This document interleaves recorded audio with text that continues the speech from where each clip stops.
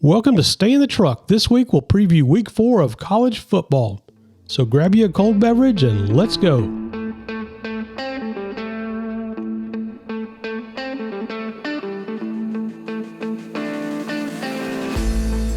Welcome to Stay in the Truck, the ultimate podcast for sports enthusiasts and avid gamblers alike.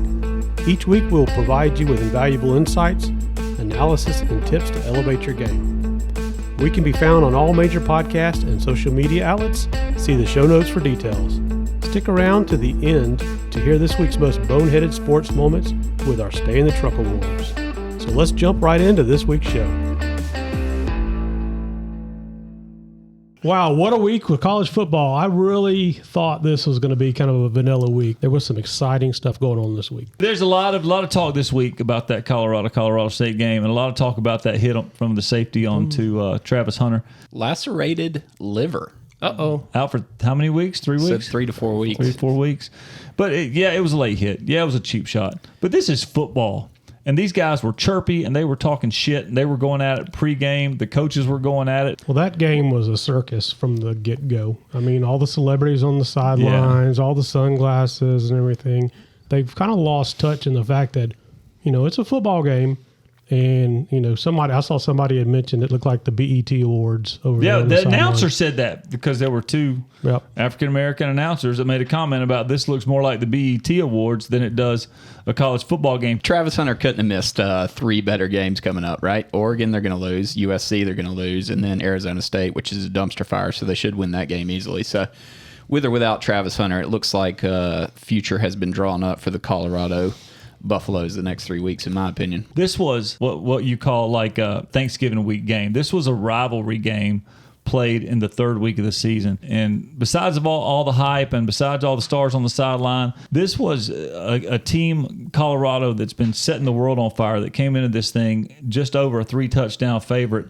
And this, boys and girls, this was a football game. I don't know if y'all watched it because it was here on the East Coast. Halftime was at like 1:30 a.m., but this was a phenomenal football game all around. Both teams played well. Both teams played hard. It was fun to watch. It was exciting to watch. I don't know how many million people have ever stayed awake to watch Colorado and Colorado State. A bunch of them did Saturday. But a bunch of them did this week. I want to say, I know he's got a lot of tough games coming up, but at the end of week 3, we got Shedeur Sanders coming in with a 98-yard drive to tie a game and then win in overtime. Boys and girls, this Heisman talk is not just about Caleb Williams anymore. Yeah. The Shedeur Sanders is on the map. Michael Penix is playing out of this world. He is on the map. Through 3 games, 1,251 yards, 10 touchdowns, and just threw his first pick. Yeah, they showed the average ticket price from 2022 for Colorado was $121, and this year it's $517. So Deion has definitely brought the hype, and they're filling the stadium, and there's excitement. And I mean, I can't remember the last time I saw Colorado at a prime TV slot. Was Coach Neville tipped off to make the comment about the glasses? Because y'all know that Deion's, that's his sunglass company, right? And Coach, that he encouraged, after all that went around, everybody to buy some. And that his sunglass company sold over $1 million worth of sunglasses in one day. Well, Norville was very complimentary of Deion leading up to the game, too, about how 2 black coaches at these 2 schools was the first time ever, this and that and the other, and how he had nothing but good things to say about Deion. So, yeah, it could have been all planned out. Who knows? Norville's getting a little money in his pocket from that deal. He ought to have his ass kicked for not winning that game in regulations, what he ought to do. Yeah. Have you guys looked at the top 25 AP poll that come out? No. I have, yes. It was a little disturbing for me as an SEC fan. Ooh. I mean, currently right now, Alabama's out of the top 10 for the first time in 112 weeks. 112? I thought you were going to say 112 years. That's what it feels like. Georgia is literally the only SEC team in the top 10. Well, hey, that's why I want to start with this Pac-12. Look at this lineup in the Pac-12. I mean, until they start playing each other with some tough games, Washington is on a tear. Washington is ripping through people. They look scary. Utah is doing their thing without their starting quarterback. What's going to happen when Cam Rising comes back? Should be this week that he makes his comeback. I don't think he's playing. Really? We'll talk about that in a minute. Okay. But you look at these quarterbacks. Oregon, Bo Nix, killing it. You got Penix. This is overall rating, overall QB rating, leaders for college football. Penix Jr. is number 1. Shador's number 2. Then you go down to Cam Ward at Washington State. He's number 6. They're all over. I mean, you got the guy, Jaden Lauren from Arizona. He's at number 12. I mean, Bo Nix, 16. They're all over the top 20. Caleb Williams, 20, and he really ain't even got started. Well, he didn't play this week. Yeah. Were they off this week? Yeah, they had a bye week. Exciting stuff coming out of there. UCLA is on fire. But a lot of things are going to change this Saturday. Quarterbacks, all right? Okay. Heisman, okay? Here's the favorites. Penix, Caleb Williams, Quinn Ewers, Sam Hartman, Shador Sanders. I mean, Shador Sanders was 250 to 1 at one point in time. Now he's plus 1,800. I mean, that's crazy. It is crazy. I think that's going to drop, though. I think that we're going to see some struggles. But, I mean, it might start this weekend. I mean, they were a 23-point favorite. You know he's going to The air it out. look-ahead line, they were a 10-point favorite. When in an early, before the season started, they were a 10-point favorite. Yeah. Everybody jumped on Colorado State, like everybody. And then when this line came out, they were like, oh, damn, we done made a terrible bet. Yeah. Now, they covered with the 10 points anyway. But Colorado, man, I mean, look, perception is a lot. They should have won that damn game. Is that what it finished at, 10? No, the preseason, gotcha. they call them look-ahead games. Okay, gotcha. Games of the years with the sports book I was label. about to say, because it was 22.5 or something, right? But when the line come out in February or March, whichever one you want to grab it at, Right. they were 10-point favorites. Okay, gotcha. But yeah, and then you got, you want to talk about the Pac-12. Look at Washington. Washington goes up to Michigan State, only laying 16 points, and absolutely knocks them upside the head, 41-7. And it could have been worse than that. They didn't score in the fourth quarter. No, they barely scored in the third. Michael Penix, 473 yards, 4 touchdowns. 35-0 at halftime. Yeah. I mean, they Turn out the lights. They put in Party's the over. towel boy in the fourth quarter. Yeah, I mean, Utah again. Yeah, it was Weber State with 31-7. Utah definitely got a top 5 defense in the nation for sure. Yep. For sure. Oregon goes out to gets Hawaii, comes into Eugene. Oregon knocks them upside the head, 55-10. Hawaii got a late touchdown in the fourth quarter just to get to 10. Yeah. Bo Nix, 247 yards, 3 touchdowns. Oregon State, they rolled San Diego State 24-6. Colorado beat Colorado State. UCLA rolls North Carolina Central. Washington State rolls Northern Colorado 64-21. Sacramento State upset Stanford. I don't even know if you really want to call it Is that an upset, though, really? Sacramento State's old coach is the Stanford head coach. California actually held on and beat a good Idaho team. California's not that good, and that gives me big-time worries about my Auburn Tigers because we got to make that track out there to the 12th man this week over there at College Station. Ooh. I'm not looking forward to that at all. Well, you love some Texas A&M, Jeff. Yeah. Hey, Bobby Petrino's got the offense clicking. They're probably going to put 100 up on Auburn because we cannot stop the run. I can tell you that right now. They're going to run at will and then throw all over us. I mean, that's just the way it's going to be. Halftime be 28-3, and it'll be looking all stupid as hell. Keep your what eyes. the hell just happened? I know that Arizona State is a dumpster, but keep your eyes on 3-0 Fresno State. Keep your eyes on see what they got going this year. They're gonna. Yeah. I think they got a little something going on out there. Mountain West, they had a good team last year. Even, Jake Hainer left. I think he got cut by the Saints, actually, or he might still be the backup, but he left from the quarterback position out there to the NFL, but they still got a good team. So How about Missouri upsetting Kansas State with the thicker kicker kicking a 61-yard field goal at the last minute there to pull it out? 60, what By the was it? hair on his chinny 61 chin. yards. I heard it was the longest field goal in SEC history. Was it really? That's what I heard. Oh, Missouri's just a wild card right now. How do you even rate somebody that just plays as good as the team on the other side of the ball? Well, they're so anemic on offense. Yeah, they had this little outburst against Kansas State, and from what I understand, Drinkwitz finally just totally relinquished the play calling and gave it to his offensive coordinator. So they went from running the ball 60%, 65% to where this week it was more like 70% pass, 40% They opened the guy run. up. They opened up a little bit. Cook, the quarterback, he can actually play pretty damn good when they let him go. Luther Burton, the receiver, had a big game. So, that maybe they'll turn the corner there. I don't know, but I really don't look for them to do a whole lot. But in this SEC, especially this East, Tennessee is for sure dumpster fire. I was big on the them. game of the week. I thought Missouri was going to. I was big on taking that. I thought that was going to be a lock game. What were they favored over Middle Tennessee? Like whatever 21 or it was. Something like 27 that, or something. I don't remember what it was, but I remember that week I said I thought that Middle Tennessee wasn't going to be able to stop them. They were going to hang 30-something on them, and that was one of my picks for the week. And then it became such a close game, I don't even know what to say about it. So then I flipped my thinking, and I'm like, well, shit, as bad as they played against Middle Tennessee, Kansas State's going to be a pick at -3. That's going to be a gimme. Yep. And damn, Missouri wins. So got my money. Well, back to the game of the week, if there was one, Tennessee at Florida, huh? That was Tennessee was favored by 6.5. I thought they were going to go in there and roll, but they could not stop ETN. 23 carries, 172 yards. God just took off whenever he wanted.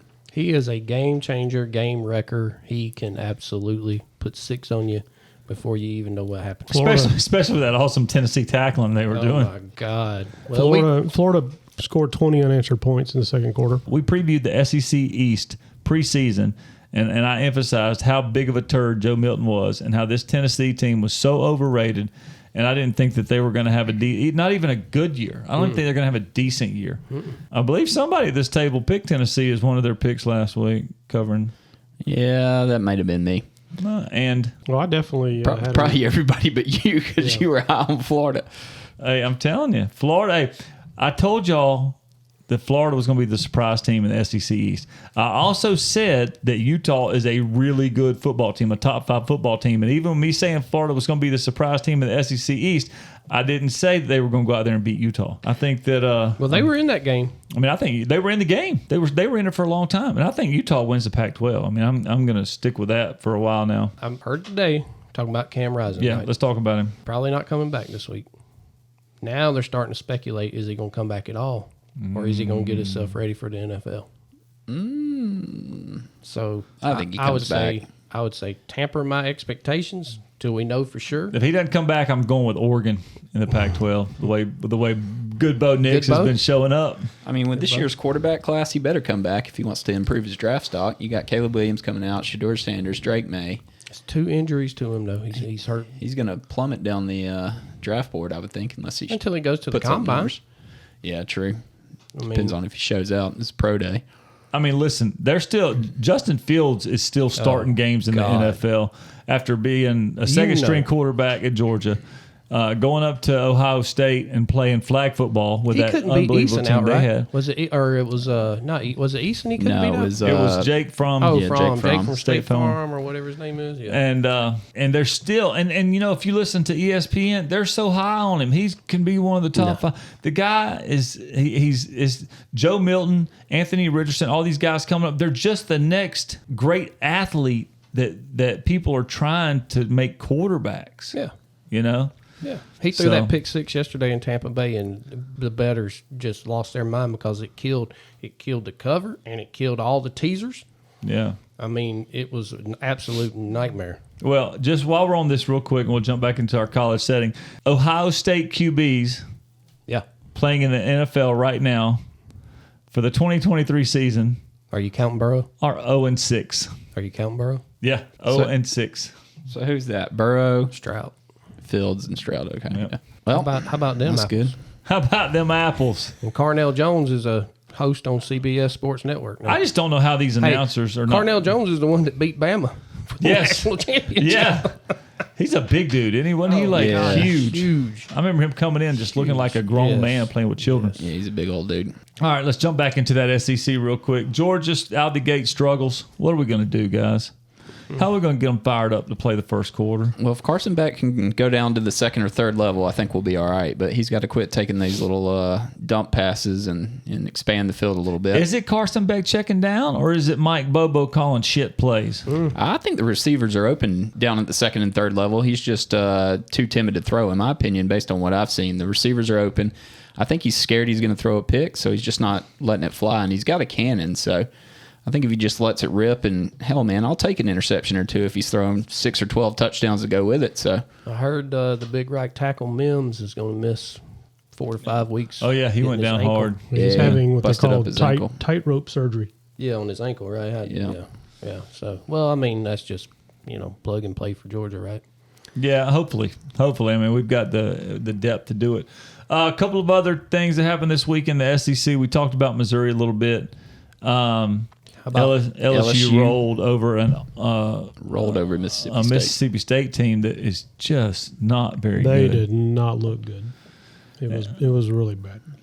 How about BYU gets Arkansas in Fayetteville? How about that? Yeah, that was a little surprise. Yep. I thought BYU's Arkansas would win undefeated. that.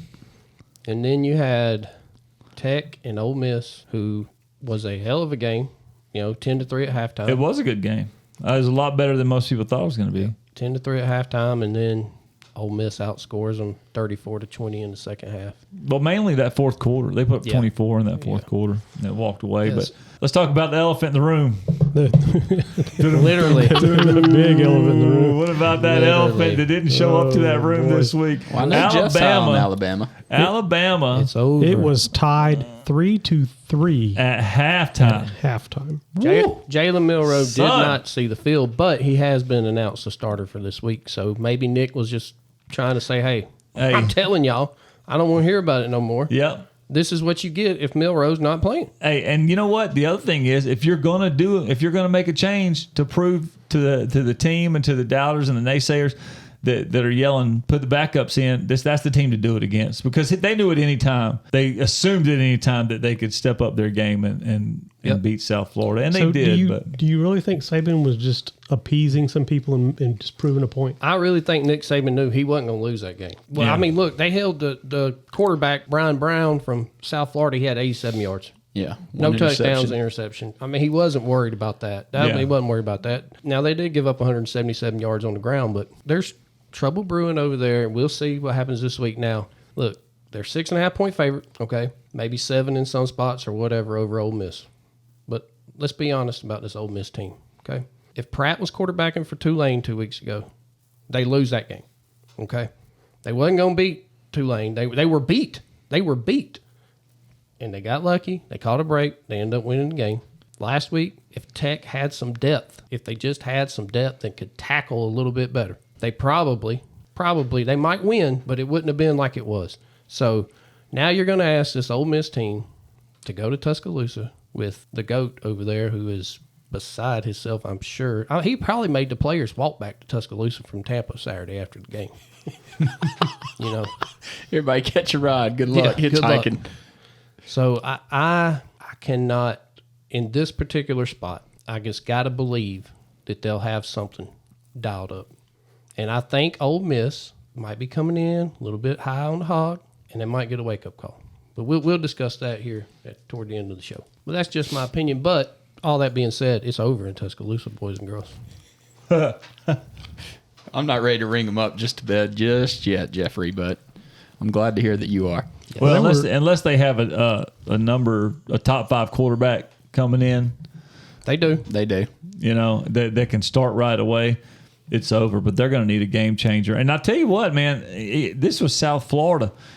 This is 2 weeks in a row that I've watched an Alabama team that used to just physically, even if they weren't outplaying somebody from a skill point, they were physically dominant in every game they played. And I've seen these last 2 weeks an Alabama team get manhandled a good part of the game. You know, had the physicality brought to them instead of the other way around. Texas definitely. Yeah. Brought it there was several top teams that struggled this week, and Texas definitely was one. Again, another surprise. They were tied 10-10 against Wyoming. Such at a halftime. bad spot for Texas, though. Bad spot. You're laying 4 touchdowns. You're coming off the biggest win, definitely of Sark's career, no doubt about it. Probably their biggest win, probably since Vince Young beat USC in the Rose Bowl, probably. I mean, I can't think of one bigger than that for Texas. No, because they haven't had a big win in years. So that was, 20 years ago. It was a bad spot for Texas, definite letdown spot, and, they ended up winning by 21. So how was that halftime speech? Because they come back and put up 21 unanswered points in the second half. Yep. Well, I mean, I'm sure they just, went in there. Well, they were actually down 13-10 at the end of the third quarter, and they put up 21 in the fourth quarter alone. So, and then one of those, I believe, was a pick six. So, wasn't one of them a pick six? Yeah, it's 10-10 at the end of the third. Yeah, it was 10. It was tied at the end of the third. Yeah. So who all has Wyoming played? Because they seem to have they're doing something right somewhere. Well, they played Ohio. Well, so they started the season against Texas Tech. They got them, beat them 35-33. That was, Is Texas Tech's a tough team. And they're a good team this year. Yeah. That was a close game. and then they rolled Portland State 31-17. But that Portland State is the one that Oregon beat, whatever it was, 82-10 or 7 or whatever it was. So Who they got this week coming up? App State. App State. Now, App State's a good team. That might end up being a good game. I'm curious. Yeah, I see how agree. that one works out. App State, Wyoming should be a good one. We'll have to keep an eye on Wyoming. Another big game with a top team that struggled. How about Florida State, Boston College? Yeah, hurricane game, right? There was no weather really. I heard the flu was going through the locker room. I already knew that 3 offensive starters were not going to play for Florida State when they got up there. The line got bet down, but they find a way. Yeah, they blow a 21-point lead, but they do come up and they win at the end, 31-29 on a Boston College turnover. That was the bandana game, the famous red bandana game. Yep. So Boston College set a team record for penalties. I saw that. That game and some self-inflicted wounds. They almost could have upset Florida State. But if you'll go back and look at our ACC preview, that was one that I highlighted and tried to warn everybody about. When they go to Chestnut Hill, Florida State, they're famous for laying an egg. And that didn't change this time. Yep. And we got Duke Northwestern. Duke continues to roll. I was high on Duke. You were the only one. I was, and I still am. They're 22-point favorites this week. I'm still high on UCF. Those guys had a pretty good win this week. They're without their quarterback, though. John Reese Plumlee is out for at least 3 to 4 weeks with a leg injury. So that was going to be one of my picks. I was going to take Central Florida +7 against Kansas State, but I believe I'm going to have to lay off. I'll tell you what's turned into a big game this week. Another September 23rd must-see TV game that I don't think that we expected this to be a big game when we first looked at the schedule. Is this Iowa team legit? Oh, man. Dude, listen. They've always played great defense, but have they finally found a way to score points? I don't think so. Have they scored more than 24? They beat Western Michigan 41-10. Is that okay? This weekend. They Utah State 24-14, Iowa State 2013. But with that defense they got, they don't have to score that much. No, are they going to be able to contain Penn State? So, little nugget on this game. Iowa's 34-16-1 against the spread in games with a total of 42 or less. And the Hawkeyes are 3-1 ATS as road underdogs from 14.5 to 21 points. So this meets that criteria because Penn State's 14.5 point 14.5. And the total's whatever. 41.5, Yeah, I think, somewhere in there. So you would think this is going to be a whiteout in Penn State. That matters some to the spread. Not a whole lot, but it does matter. I don't know, ask me why, but it does. It does. So It got somebody's attention. Look, like you said, their defense, but how long can that defense hold up against that Penn State offense who is going to pound and pound and pound? And then they set them up and they'll knock them down because Aller can get it out there. So I just feel like Penn State always finds a way to lose a game. And this might be the one. Now, if they were on the road, If they were at Iowa. 14.5. I mean, I think Penn State rolls. I don't think they're going to cover.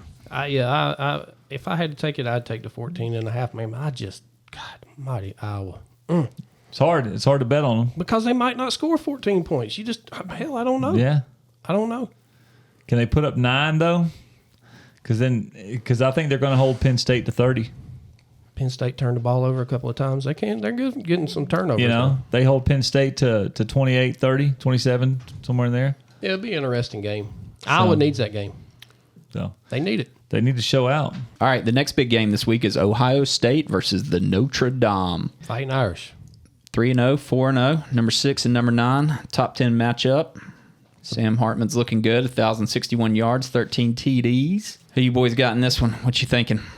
Buckeyes are 16-1 straight up and 10-7 against the spread as road favorites under Ryan Day. Their defense is a lot better than I think we're giving them credit for.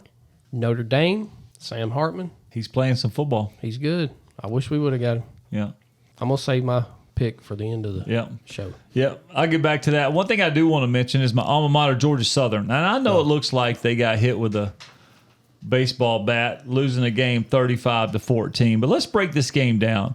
My Georgia Southern Eagles against Wisconsin went up there and they were tied 7-7 at halftime. And that's after the quarterback threw 3 interceptions.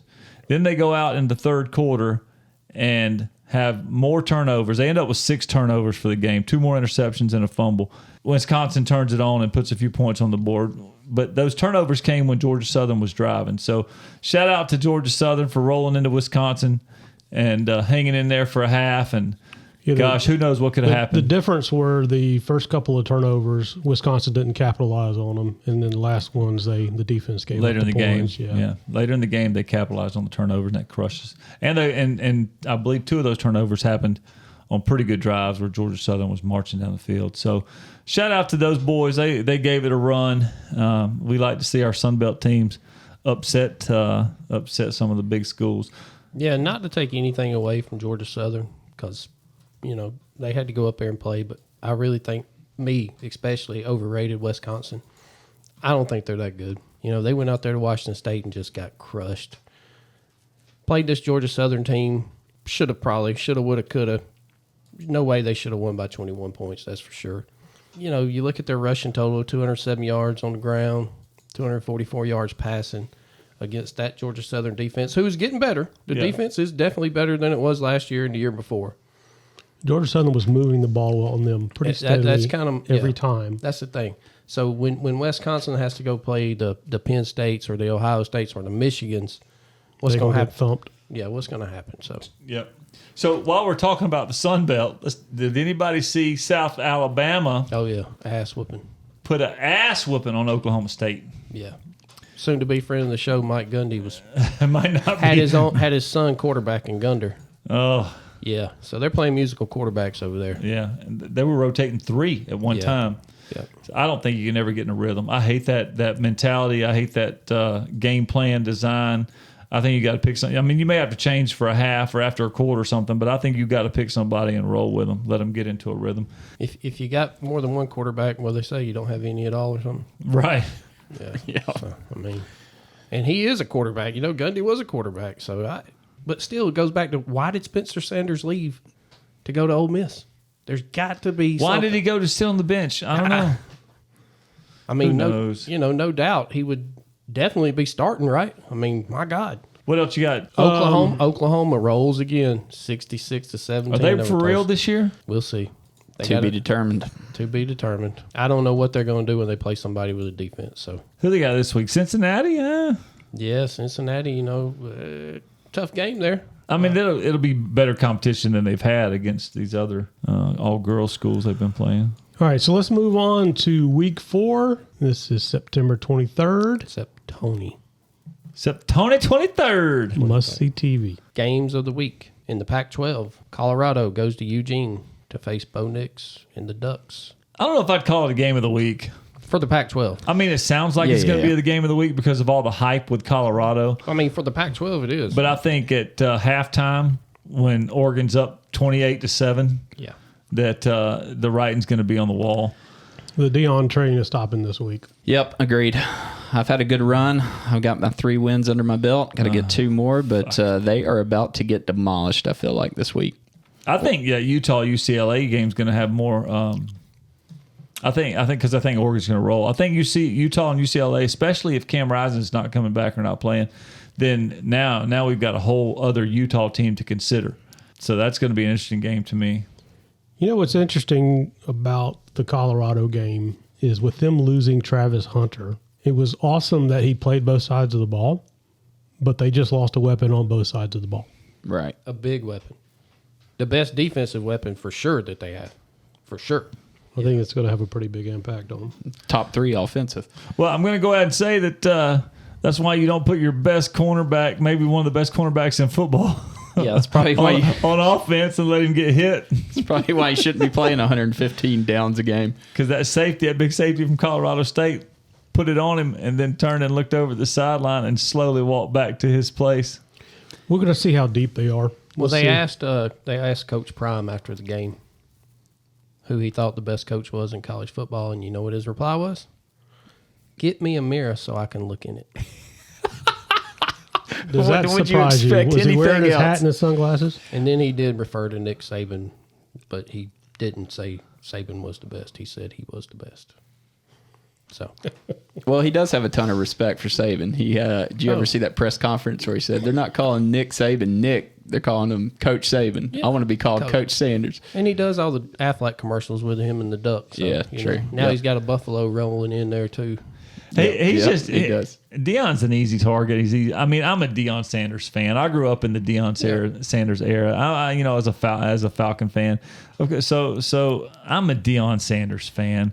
But he just makes himself such an easy target with some of the bullshit he does. I mean, he's flashy, and he talks a lot of smack, but hell, he's backing it up so far. So, well, you know what you get. I mean, he is what he is, and that's fine. I like Deion too. Put up or shut up, and right now he's putting up. But, all right, what else you like out west this week? Oregon State, Washington State? Oregon State, yep, that's going to be a good game right there. 7 o'clock. He's going to throw for like 3 more interceptions, probably. If he does, Cam Ward will absolutely destroy him. But listen, Oregon State plays a good defense. If they don't turn the ball over, there's no reason why they shouldn't come out of there with a victory. But if they do turn the ball over, if bad Ugalulele from Clemson shows up, then guess what? They're not going to come out with a win. That's all there is to it. Yeah, I mean, they're both 3-0. Oregon State's favored by 3. Yeah. Should be a hell of a game. And then you have Arizona and Stanford. Arizona's 15, 16, 17-point favorite, whatever. Stanford's probably going to get blown out of the water. USA's going to destroy Arizona State. As bad as Lincoln wants to. Plus, they had a week to get ready for this game. Not to mention, but now, look, if you want to say the famous look-ahead spot, you know who USC has next week? Colorado. And check this out. That game next week, I'm sorry, Tony, we're jumping to next week, but that game next week is 12 o'clock. Interesting call there. Yeah. Well, wasn't it the Pac-12 commissioner that didn't even know the TV schedule or Exactly. the TV rights about a week before the game or before kickoff? So that about wraps up the Pac-12. We'll see what Prime does, and good bow. Well, I'm going to go ahead and make the call now. My prediction for the Pac-12 as far as Oregon State goes is that at some point it's going to become very obvious that Oregon State is overrated and ukulele is a pretender. Yeah, and they won't blame it on Dabo no more, and Brendan Street and Tony Elliott and all them. They won't blame it on them anymore. So I look for Washington State. Honestly, the way they've been on a roll, I look for Washington State to pull the upset there. Listen, 2.5 again, or 3, whatever it is now. Should be a good game. Let's move on to the ACC, guys. The hot ACC. And what was going to be the game of the week, Florida State rolling up to Death Valley at 12 o'clock on Saturday afternoon. I don't know if it's the game of the week anymore. Florida State is now favored 2.5 over Clemson. When it came out Sunday morning at Circa, it come out as a pick. DraftKings actually had Clemson favored by 2. Flipped all the way around now. Circa took all the money. And for you guys that don't know, Circa is like the biggest sports book. Like, that's where all the sharp guys go. That's where they bet all the opening lines on Sunday morning when they come out. So they opened it up as a pick. Florida State just got money. Now it's 2.5. And I don't see how Clemson can score with them. So I don't see any dynamic weapons, any explosiveness on the Clemson offense. Yeah, you can run the ball with Shipley and Mofa, but Klubnik, he doesn't throw the ball down the field. They don't have any elite receivers. All those guys are in the NFL. Ross, Hopkins, just Mike Williams, you just keep naming them. They're all in the NFL now. There's no Trevor Lawrence. There's no Deshaun. And now you got Jordan Travis, Johnny Wilson on the outside, Kenny Coleman on the outside for Florida State. They got 2 or 3 running backs. I don't know how Clemson is going to slow these guys down. And Clemson still has Dabo. Yeah, sure. 3 yards in a cloud of dust. I mean, 3 passing yards, not even running. Right. Yeah, I mean, this looks like another whoop-ass game to me. I can't believe Florida State's only favored by 2. It's a big surprise for me. I think Florida State's going to go in there and absolutely demolish them as well, but I also thought Tennessee would do that to Florida, so there's a reason why they play the games, I guess. I think Florida State catches a huge break, too, getting this game at 12 o'clock instead of 8 o'clock. I think that's a big break for Florida State. Those night games in Clemson? Yeah.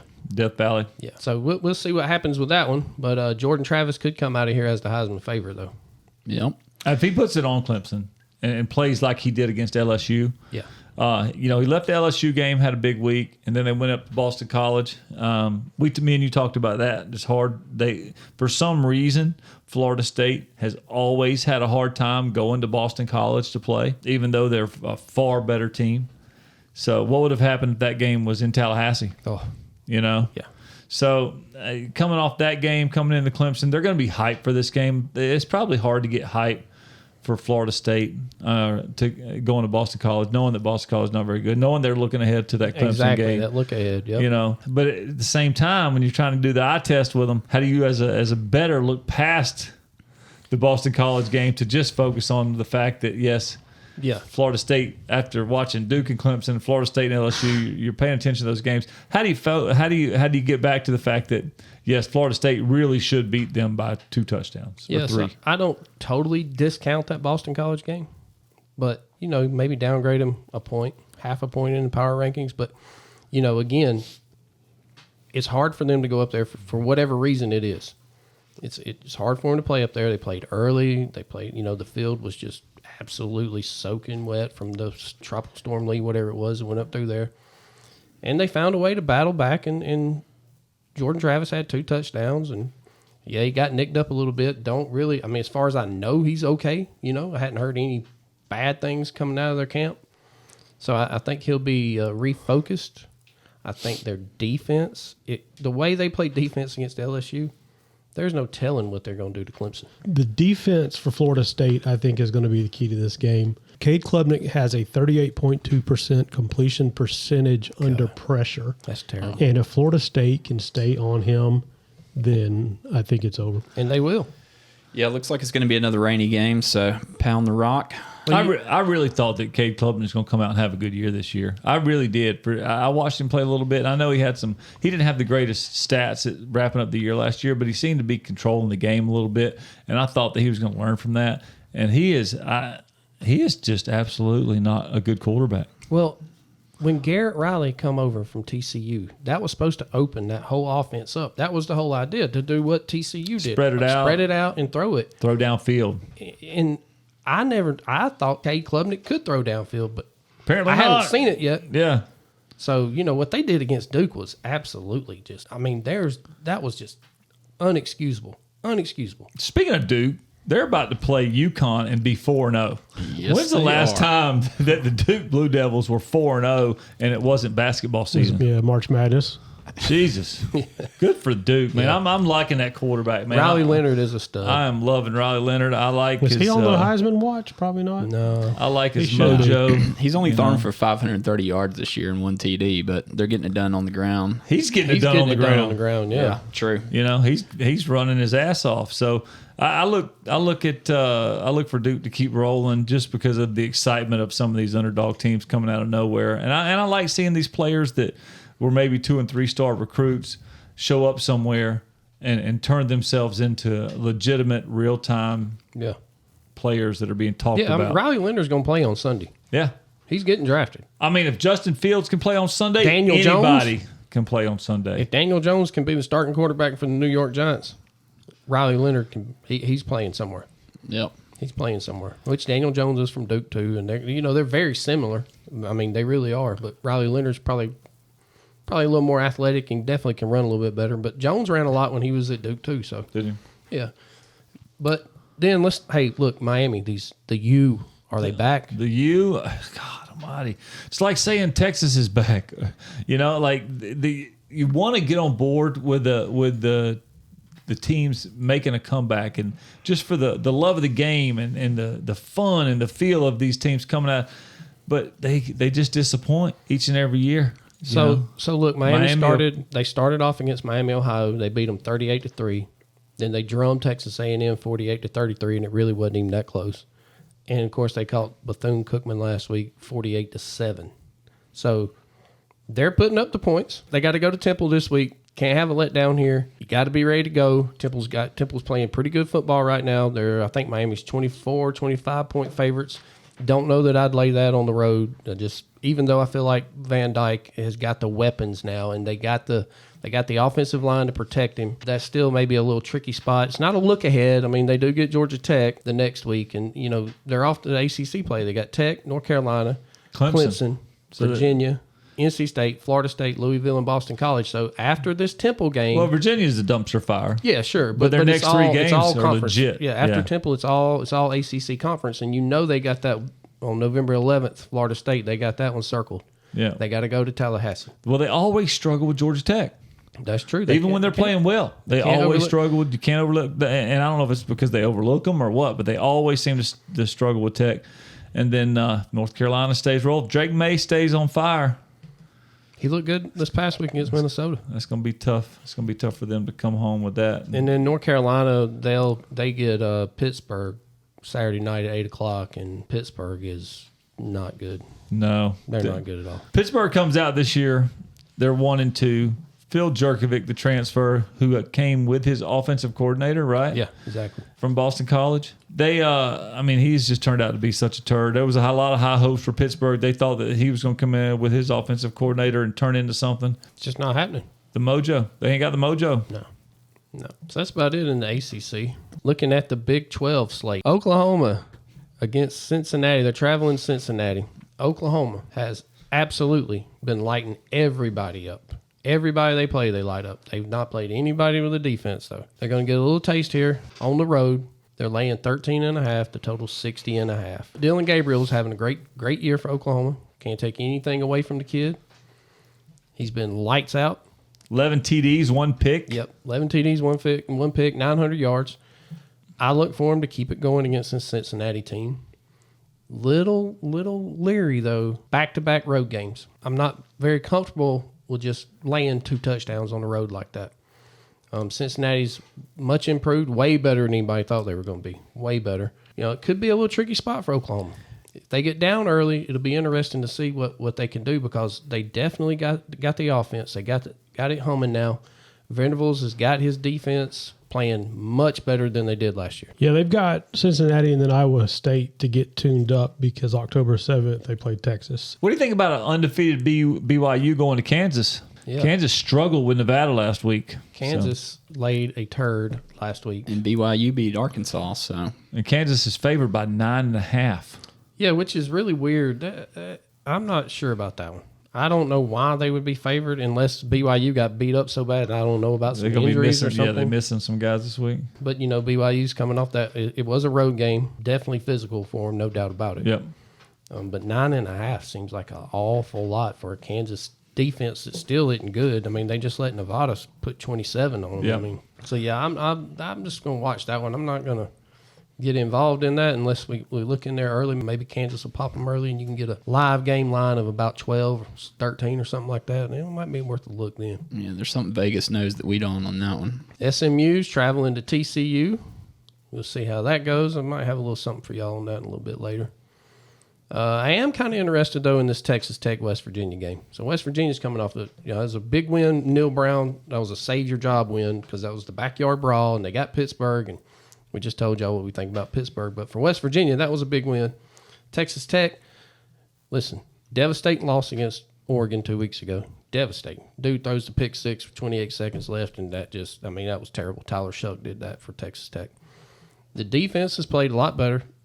Look, it's hard. You hold Oregon to 35 points, you've done a hell of a job. You really have. But Tyler Shuck, 743 yards, 7 touchdowns, 4 interceptions. That's a problem. Coming off a West Virginia team who now is, I'm not going to say they're going to be sky high and just, having a letdown from beating Pittsburgh, because Neil Brown is coaching for his career. There's no doubt about it. It's going to be interesting to see Texas Tech go up there and how they can manage that game, because you cannot let West Virginia they're going to pound you. You're not going to have a lot of possessions in that game. You have to capitalize. Texas Tech cannot afford to turn the ball over. It's supposed to be raining, too. Yep, there you go again. And West Virginia's all about the ground game, so that'll be an interesting game. And then let's talk about our soon-to-be friend of the show, Mike Gundy, and his Oklahoma State Cowboys. My, oh my, going to play the Cyclones at Iowa State. Tricky game here, guys. Tricky game. Iowa State's favored by 3.5. Yeah, and the total's 36. We know they can't kick field goals. So I might have a little something for y'all on that one here All right. when we get to the end of the show. Sam Houston, I don't know. Sam Houston does have a great defense, so that'll be interesting. And Houston is they're a mess. Dana Holgerson I don't know what the hell he's been doing. Baylor's on a downhill slide. Texas is going to roll. Baylor's going to be without their quarterback again. Yeah. There's 14 and a half, whatever it was. That's about what my numbers came to anyway. again, though, guys, my numbers, I'm really conservative because especially this year, it's just so different than the years past.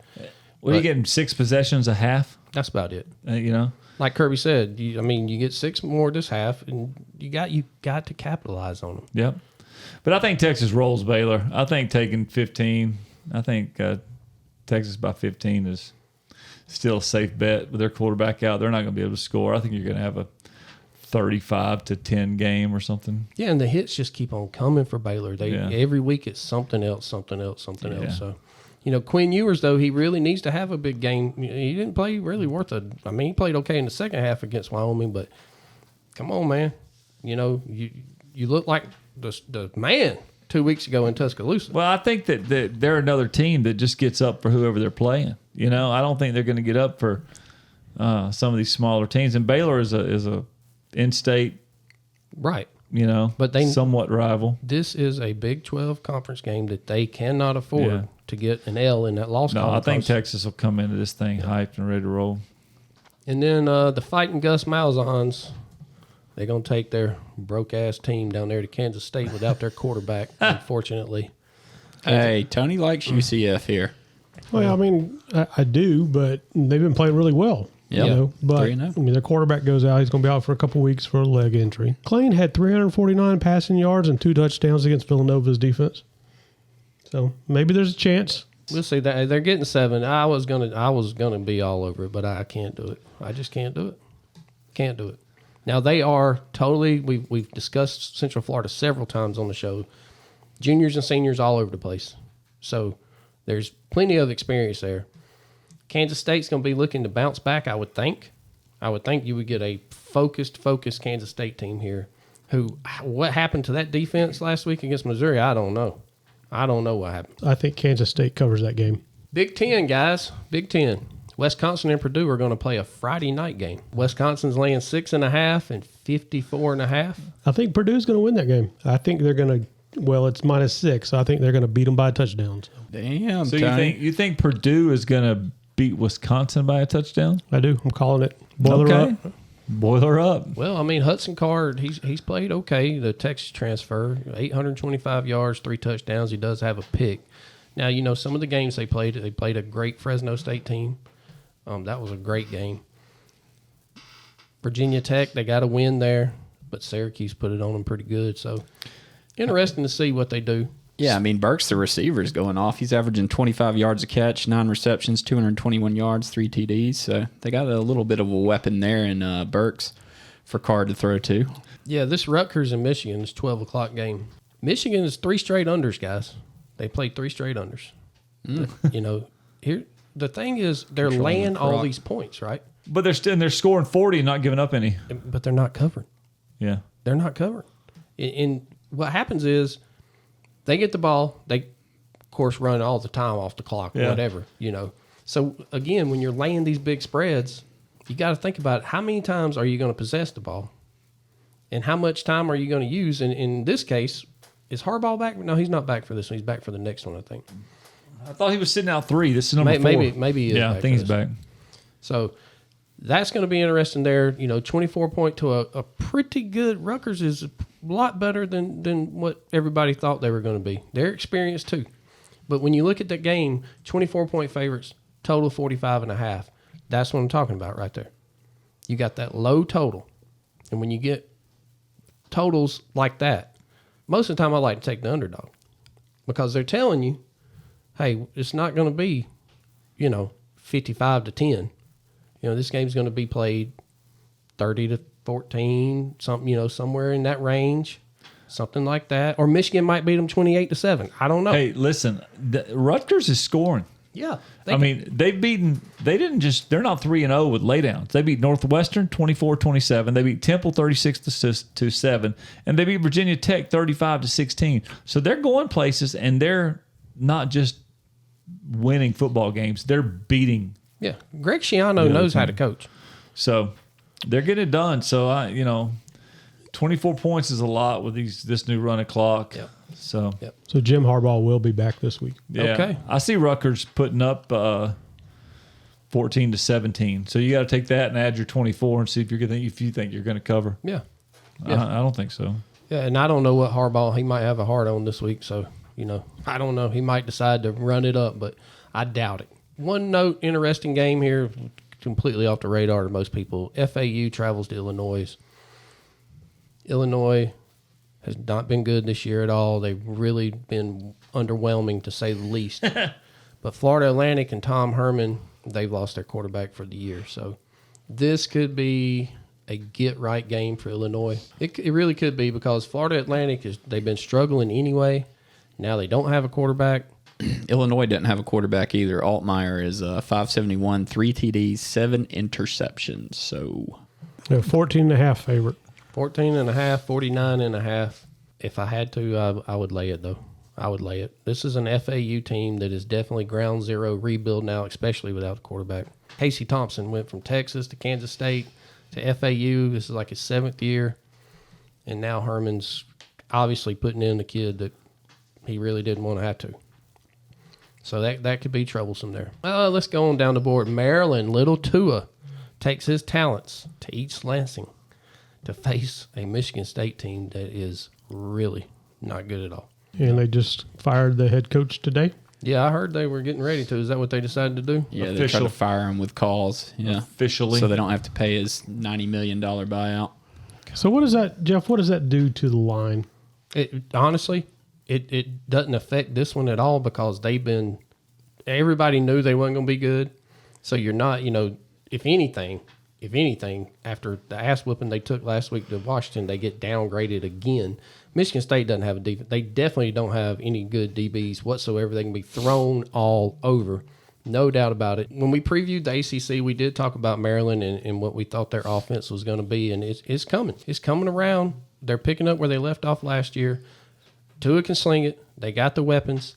Their defense is not terrible. Like I said, when Virginia jumped out there, they caught them back in rain, and once they got the reins on them, they couldn't do nothing. Virginia didn't do nothing in the second half. I mean, it was just all Maryland all the time. So I look for little Tua to go out there and have a big game. Big game. All right, Iowa, Penn State. What's going to happen? It is the whiteout. So this is a Penn State team. We already know Coach Franklin's not afraid to run it up when he can. The question is, in this game, is he going to be able to do it? Iowa, they play great defense all year long. Cade McNamara, transfer out of Michigan, he's played great. However, they lost their big tight end. Got hurt last week. That's a huge weapon for McNamara. So when you get limited options, you're going to have to try to run the ball, control the clock, run the ball, control the clock. Well, Penn State can do that too. You look at that total, 40.5. Guys, this is college football. 40.5 on this total. That's not a lot. No, it's not a lot. Not a lot at all. Especially with this Penn State team that's here lately, they've been scoring. They're averaging 467.3 yards a game for ranked 30th in the NCAA. I think we mentioned it earlier. The stat on Iowa as a road dog, they're 3-1 and 16-3 or something when they're a road dog of 14.5 to 21.5. So I would be probably looking to back Iowa, but I just don't know if I can trust them. I just don't know if they can score 14 points. I don't know. I'm going to talk about it in a minute. All right. We'll discuss that one in a minute. That's right. Ohio State. The big game of the week. 2 top 10 teams. Number 6, Ohio State, going to number 9, Notre Dame. Hartman's looking sharp, 1,061 yards, 13 TDs, no interceptions. Well, I think Ohio State finally settled on their quarterback, Kyle McCord. We'll see. Still got Devin Brown over there. Their defense has been playing great all year.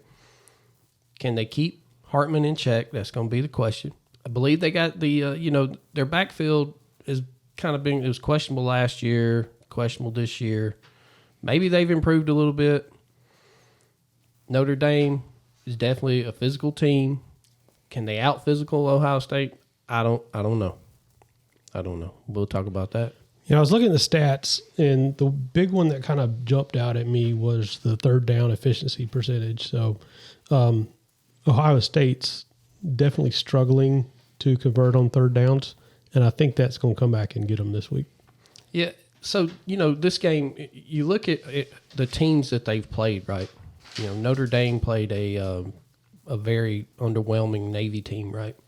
who Navy's kind of bounced back the last couple of weeks, played a little bit better than they did that opening game. Then they played Tennessee Martin or whoever it was and blew them out of the water. Then they had to go to, NC State 2 weeks ago and play in that where the game got delayed for 6 hours or something like that. Electrical storm. Yeah. So, and then you look at who Ohio State's played, and, I mean, they really haven't played anybody either. So, it's going to be interesting to see, and I'll have my little thoughts on this at the end of the segment. All right. Moving into the best conference in the entire world, the Southeastern Conference. Of course, not this year. But Struggle bus. let's start with your teams, Jeff. Auburn, your favorite, and Texas A&M, who you were high on. I don't know what to make of Auburn other than, I mean, I watched that game against Samford last week, and Peyton Thorne, he looked good again. Or I guess he looked good, whatever. They say, oh, yeah, well, he proved he can play. I don't know about that. And Robbie Ashford's another athlete they're trying to make be a quarterback. Our 2 running backs, I don't really know. Our defense is what scares me, though. The defense, we're not there. Our DBs are great. Safeties, corners, they're great. Linebackers, defensive line, not so much. Texas A&M, Bobby Petrino, I know he's going to dial up some crazy stuff, and I don't know what Hugh Freeze and Ron Roberts can do about it. You know, you look, Texas A&M's laying 7. Somebody told me earlier today, somebody sent me a text and said they saw one book had Texas A&M laying 9. That's not good. That's not good because if Auburn gets down, I don't know that we can catch back up. We struggled with a Cal team who I think Cal's maybe okay, but, you know, they're definitely bottom of the Pac-12, right? I mean, them and Stanford, Arizona State. So I have some major worries about what might happen in College Station. So how is Auburn's pass coverage? Yeah, I feel okay about our corners and safeties. I feel okay about the press. I even think they can play man-to-man, but now we haven't played any athletes of the caliber of these receivers that Texas A&M have. Yeah, it'll be interesting to watch. Texas A&M's averaging 337 yards in the air. They're ranked 12th in the NCAAs. Yeah, but we knew we had to, when we played UMass to start the season, we knew it was going to be very vanilla, whatever, run the ball. Hugh Freeze wasn't going to show anything, period. Then when we had to go out there to Cal at 10:30 Saturday night 2 weeks ago, that was definitely going to be hey, control this clock. Do not give away possessions. Run the ball. And that's what they did. Now, Peyton Thorne made a great pass and get him a touchdown out, on one possession. But Hugh Freeze hadn't had to open anything up. Of course, he didn't have to show anything last week against Samford, but he's going to have to pull all the tricks out in College Station Saturday afternoon. And I don't know that 7 or 7.5 is enough because, again, if we get down, I don't know that we can catch up. They're favored by 7.5 because they have a great stadium and it's a tough place to play. But I think Auburn's going to march in there. I think they're going to be physical. I think they're going to hit them right in the face. And I think that Auburn not only covers, but I think they're going to come away with a victory, like maybe a small one, 2 or 3 points on a field goal toward the end. But I think Auburn comes out of there undefeated. A&M stays in the Jimbo stays in the hot seat. Yeah, I gotta agree. I think the home field advantage for Texas A&M is probably the only thing they got going for them other than their passing attack. So I think it's going to be a good game. Well, when you look at putting lines on these games, one of the references I use, there's home field advantage for certain teams, right? In Texas A&M, they get 3 points for home field advantage. Where I know back in the day, everybody thought, oh, well, if you're playing at home, it's automatic 3 points. That's not how they figure these lines anymore. There's only certain schools that have home field advantage. Texas A&M, though, they get a 3-point advantage. So if you was to, let's just say it was on a neutral, they'd be a 4.5, 5-point favorite over Auburn on a neutral. So we'll see what happens, man. You guys are way more optimistic than I am. I'm worried about our defense, though. I'm worried about our defensive line, and I'm worried about the depth. He brought in, we got a lot of transfers. They're not all playing like they should. So we'll see what happens. All right. Kentucky Vanderbilt. Oh, Lord. Yeah. Oh, Lord. So Kentucky's favored by 14. I actually think they're going to cover. I think they're going to just whomp up on Vanderbilt. I think this will be another ugly Kentucky-type game to where Devin Leary goes out there throws for 220 yards, a touchdown, and then the running back, the kid out of Vandy, Ray, I can't think of his name anyway. He's going to run the ball at Vandy. And their defense is good enough to slow Vandy down. Vandy's been underwhelming all year, right? I mean, yes, they did put it on Hawaii pretty good to start the season. But Wake Forest hit them pretty good. Vandy's in a bad spot, man. Hey, shout out to A.J. Swan. Yep.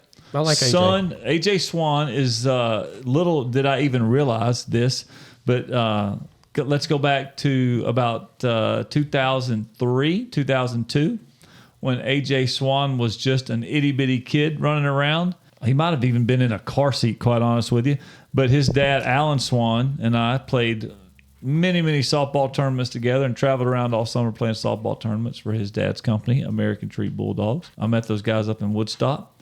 Jumped on their little team on a Wednesday night league and talked them into playing some tournaments, and we went on to win quite a few and played well. So, well, Vandy's coming off a terrible, terrible loss out there to UNLV last week. That was just a crazy game, the way it ended and everything. And Vandy, listen, UNLV's not good, guys.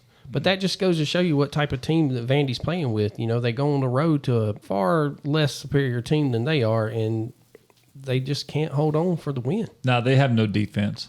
Yeah. Zero. Zilch. They don't. And that's what I'm saying. Ray Davis, the running back at Kentucky, I mean, he's rushed for 235 yards this year. He's got 3 touchdowns. He's probably going to pad his stats a little bit Saturday. So Ole Miss, Alabama, we talked about this a little bit earlier. We know that Milroe's getting the start. That's been officially announced. Ole Miss's rushing attack is basically their quarterback right now. Their lead running back, he's not the one carrying the load. It's Dart has been the one carrying the load. Well, Junkins has been hurt. You know, he was the stud. I mean, he can't play a whole game. I think he left last week hurt again. Jackson Dart is, you know, he's a dual threat anyway. I mean, the kid's good. He's real good. All right, listen, I think you're going to have a game of some high-ranked teams here going a battle of no, you win, no, you win. No, I want you to have the ball and win. I think I'm not touching this game. These teams are so unpredictable, and Ole Miss, just when you think they got it going on, they do something stupid. Alabama looked like dog shit last week. I'm not touching it. I got nothing on it. They're 6.5, 7-point favorites. Alabama is at home, of course. I'm just not sure about this Ole Miss defense. Yeah. You know, they beat a Tulane team with a backup quarterback that they shouldn't have. They were trailing in the fourth quarter in that game. Then, you know, last week against Tech, they pulled away at the end. Got a garbage touchdown at the end to make it look real nice. But that was a Tech team who we all know they have no depth whatsoever.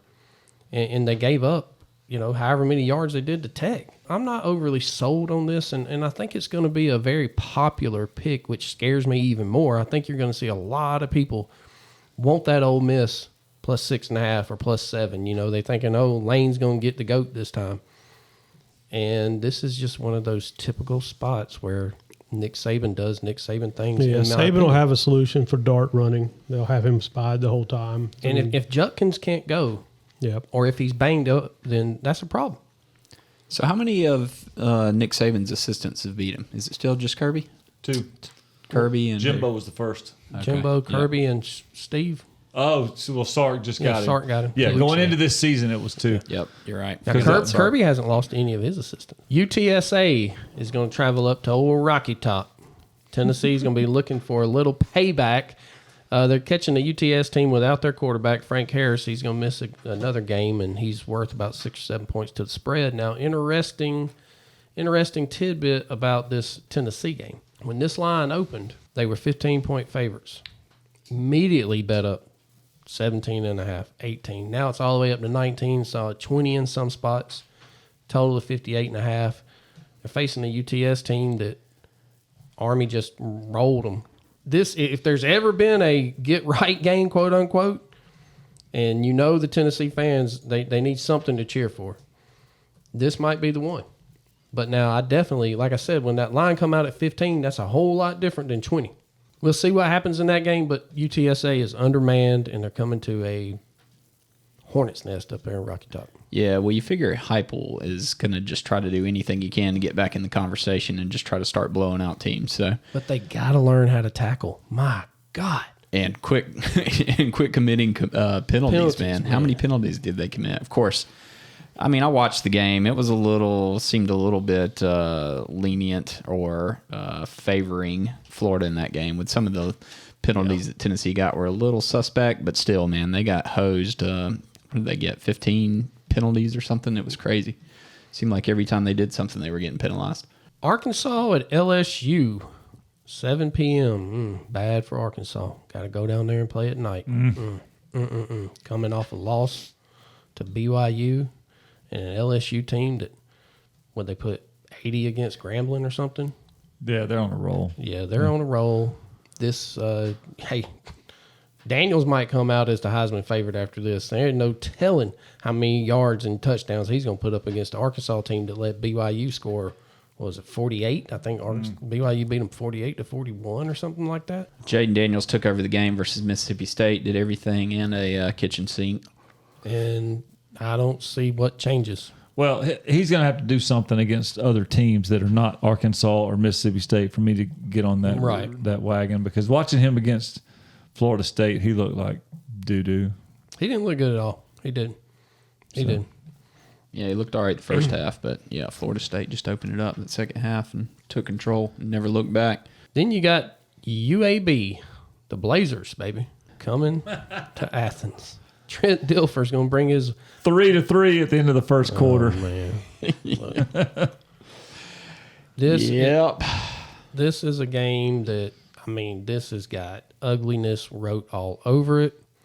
UAB is just wretched, man. They are not a good football team. Trent Dilfer is definitely, this is a bottom floor rebuild all the way around. Yeah, they got some athletes. I heard Kirby in his press conference, praising them. Yeah, they got athletes. They got this. They got that. They beat NCAA A&T 35-6 to start the season. Then Southern beat them 49-35, and Louisiana beat them 41-21. Louisiana's not good. That was a Louisiana team that's beat all to hell and back too. It's going to be a 45-0 game. Oh, see, I don't think we're covering.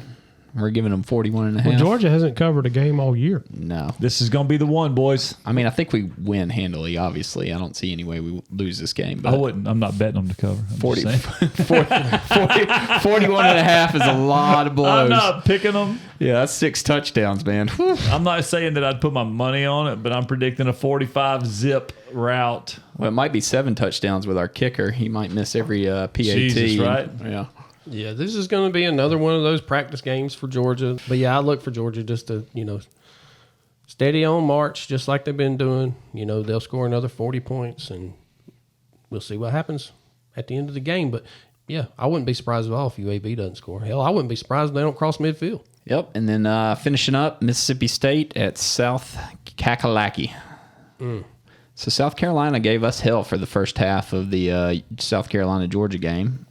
Spencer Rattler looked like he knew what he was doing, and then the wheels came off. And this is a Mississippi State team that was built for the air raid, like we talked about in our SEC preview. They were built for the air raid with the Pirate. God rest his soul, he's gone. Now you got a coaching staff in there that's definitely not on this collegiate level. This is a coaching staff that they're out-coached every game they play. LSU exposed them. I mean, they looked really bad in that game. I think Spencer Rattler's going to have a big game here. Yep. Now, again, we have to talk about the defense on South Carolina, who played great the first half of the Georgia game and then kind of didn't come back out of the locker room. But that's what we expected out of South Carolina. They did the same thing against North Carolina. First half, they stayed with them. Whether there's not enough depth over there or they just don't have the dudes or a combination of both of them. I'll tell you who is a dude, though, is that wide receiver Legit. Oh, yeah, Xavier Leggett. Yeah, that guy, he's a 22 receptions, 367. He's a hoss. I think he gets at least 150 yards, 2 touchdowns in this game. All right, let's jump into our picks from last week. Josh, you want to kick us off? Yeah, sure. I was 1-1 last week. I took Georgia to not cover, and they did not cover. They have yet to cover a game this year. So I got that one right. And then I took UT to absolutely drub Florida, and it happened just the opposite. Florida absolutely drubbed UT. Like we spoke earlier, UT could not stop committing penalties, could not stop the run, could not stop Etienne, and Joe Milton looked like he wanted to get in a UFC fight versus playing football. So 1-1 last week for me. Well, last week I was 1-2, puts me at 9-13 on the year. Not the way I wanted to go. Had Eastern Michigan laying 9.5, and that didn't work. They won 19-17. I had UConn laying 8.5. They got beat straight up by FIU, who is a surprise team of the year. Got to get the power ratings right on them. And then the blowout of the week was Oklahoma minus 27.5 over Tulsa, and they beat them 66-17. So the blowouts are doing really good this year. The other picks are not, and I plan to change that starting this week. That's what I like to hear, Jeff. So I actually turned it around a little bit and ended up 2 for 3. So I had Boston College covering over FSU. I had Penn State covering Illinois. And then I lost the Tennessee-Florida game. I thought Tennessee was going to show up a little bit better than what they did. I mean, I'm at a whopping 3 for 9 for the season. So, all right, so we're going to jump into this week's picks. You want me to lead off? Go ahead. All right, sure.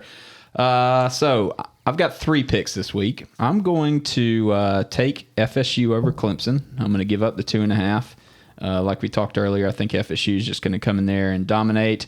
Clemson hasn't shown us anything. Klubnik can't throw down the field. Jordan Travis looks unstoppable. They can score points on anyone. So I'm going to take FSU and give up the 2.5. I'm going to take BYU over Kansas. I'm going to have to research a little bit more in this game, but somehow Kansas is giving up 9.5 points, and BYU beat Arkansas last week, which I thought was a strong team and was going to be a halfway decent contender in the SEC this year. But losing to BYU just erased all of that. And then finally, I'm sticking on the UGA dominates but does not cover train. I'm going to take UAB and the 41.5 points and say that Georgia, once again, does not cover. So that's what I got this week, boys. Chris? I have a bunch of picks this week. I've got Buckle your seatbelt. I got Iowa at plus 14.5 and the over. I think they're going to put up some points. I think they're going to lose the game, but I think they're going to put up some points. I think they're going to keep it close, and I think it's going to go over 40.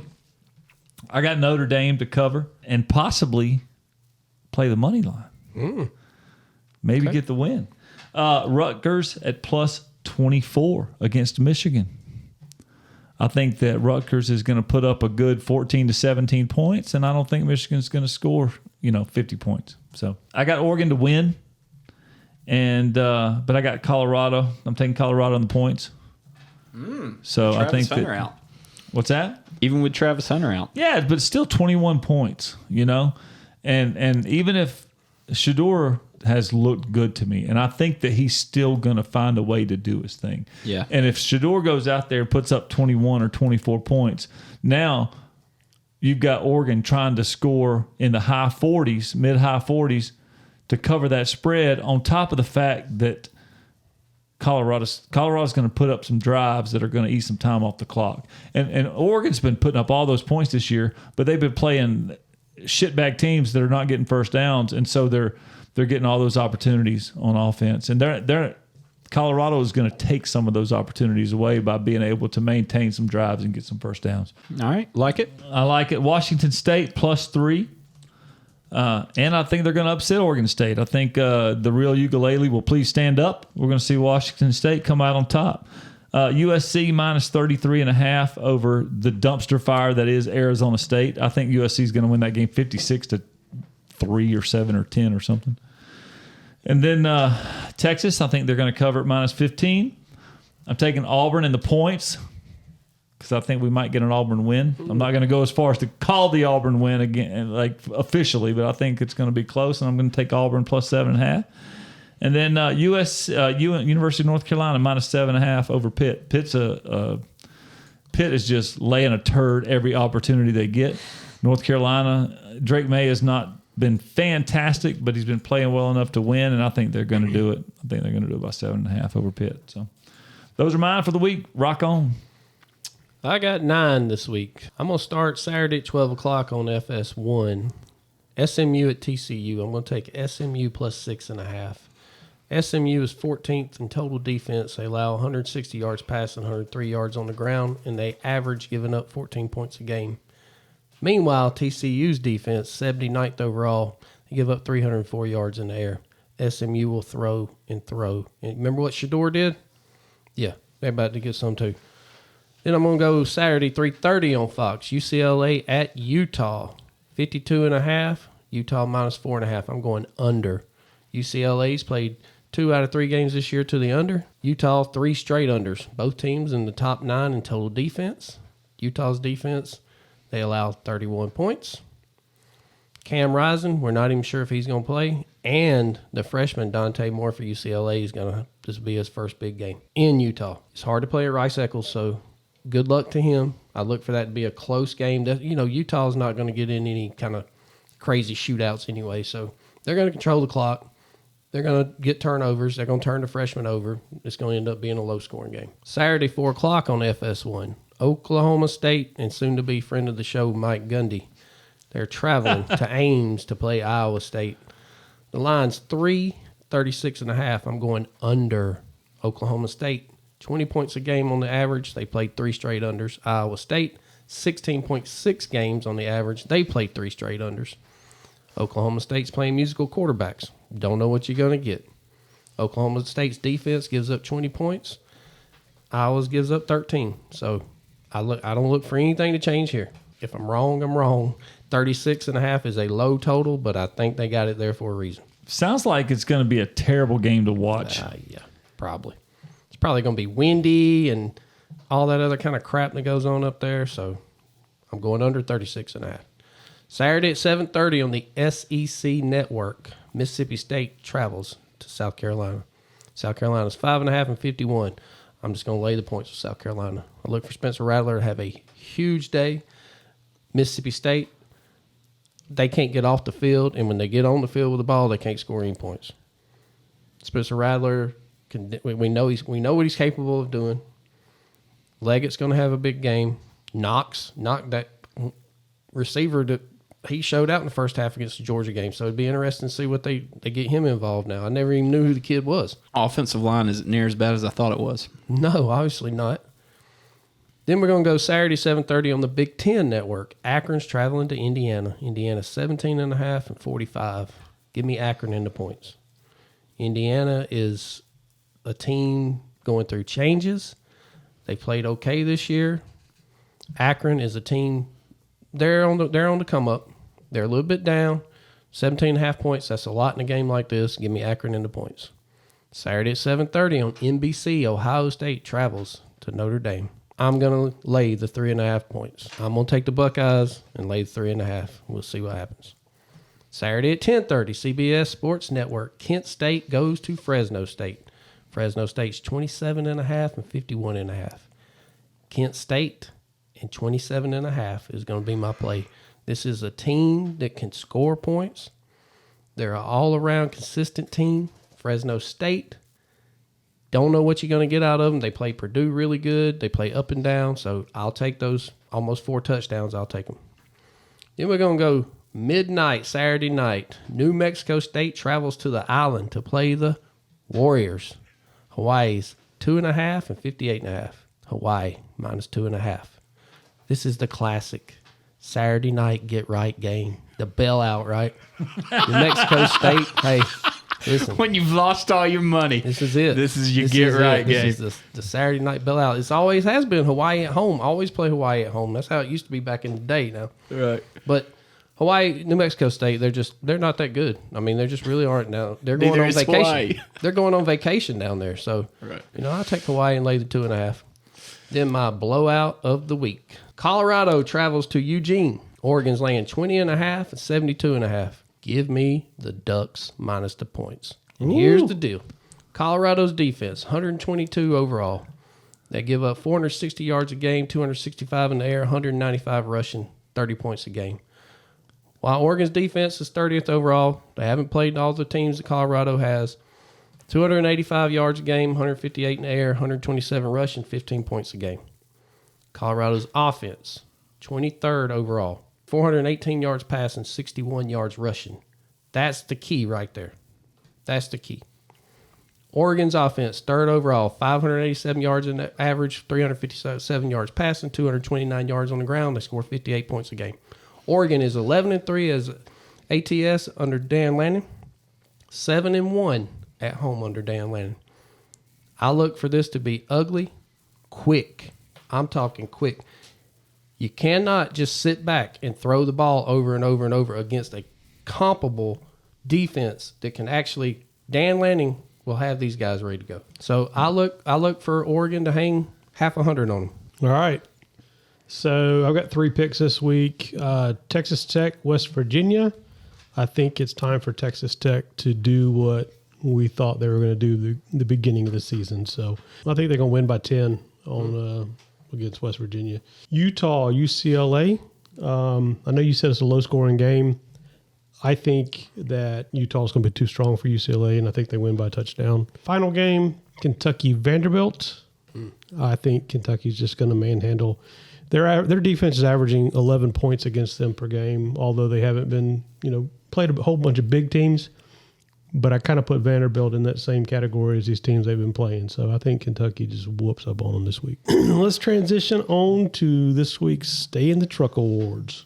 Before we do that, I want to give a quick shout out to a gentleman who will, in my mind, forever be a dog, but got his start down at the U. This weekend, Mark Richt got inducted to the College Hall of Fame, and they presented that to him at Miami's football game. So shout out Mark Richt. Even though didn't quite bring it home with those championships, he spent a lot of years at UGA. Did a great job. Damn good dog. Damn good dog. And he retired to Athens. Yeah. Good job, Mark. Yep. Appreciate you. All right, so let's move on to this week's Stay in the Truck Awards. Chris? All right, my Stay in the Truck Award. Hey, man, while we're in Boulder, let's just stay in Boulder. My Stay in the Truck Award this week goes to the Colorado fans. These idiots in Colorado, yes, it was a good game. Yes, it was a close game. Yes, all the stars came out. But these idiots in Colorado, after having to go to 2 overtimes to beat a team they were favored over by 3 touchdowns, stormed the field like they just won the national championship. So third week of the season, favored by 3 touchdowns, and these clowns stormed the field after an overtime win. So they had to pass the hat to get Dion hired and paid his salary. So I guess they got to pay the NCAA fine for that. I mean, come on, guys. Like, it's a win at home against a shit team. Like, act like you've been there before. Colorado fans, stay in the truck. Stay in the truck. All right, my Stay in the Truck this week goes out to a little bit of NFL. Cam Akers. He was a 2020 second-round pick by the Los Angeles Rams. The first game, he had 22 carries for 29 yards, averaging just a little over 1 yard a carry. Got the news today that Sean McVay is saying that they are looking to trade Cam Akers. He sends out a tweet, "I'm as confused as everyone else." Well, I don't think there's much confusion to be had when you're rushing for 29 yards on 22 carries. So, Cam Akers, stay in the truck. Stay in the truck. Stay in the truck. My Stay in the Truck will go to the Colorado State Rams head coach, Jay Norvell. And not because running his mouth and all that other crap about sunglasses and hat. Here's the deal, man. You're a 3-touchdown underdog. You lead for I don't know how much of the game, right? But you're winning, okay? You're winning. Fourth quarter rolls around. You're down by 7. You score a touchdown. What do?